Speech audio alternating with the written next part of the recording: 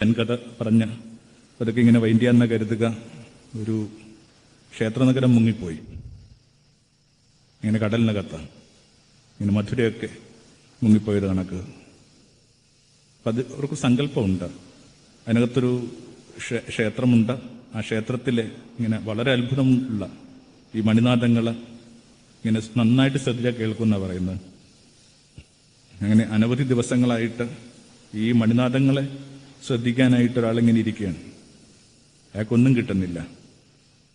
പിന്നെ എപ്പോഴും അയാൾ ഈ മണിനാദങ്ങളെ വിട്ടു. അയാൾ വെറുതെ കണ്ണുകൂട്ടിയിരിക്കാൻ തുടങ്ങി. ചെറിയ ചെറിയ ശബ്ദങ്ങൾ കേട്ടു തുടങ്ങി. കാറ്റ് വീശുന്നത്, ഇങ്ങനെ മീൻകാരുടെ ശബ്ദം, തോണി വന്നെടുക്കുന്നത്, ഇങ്ങനെ അനവധിയായ ശബ്ദങ്ങളുടെ ഒരു പുതിയ ഒരു കേൾവിയിൽ പെട്ടെന്ന് ഈ ശബ്ദങ്ങളെല്ലാം ഇങ്ങനെ പതുക്കെ പതുക്കെ ഇല്ലാതെ പോവുകയും ഇത്രയും കാലം അയാൾ കേൾക്കണമെന്ന് ആഗ്രഹിച്ച ആ ക്ഷേത്ര മണിനാദങ്ങൾ ഉയർന്നു കേൾക്കുകയും ചെയ്തു. എല്ലാം കഴിയുമ്പോൾ പതുക്കെ പതുക്കെ ഈ നിശബ്ദതയിൽ നിന്ന് വല്ലാത്തൊരു സംഗീതമുണ്ടാകും.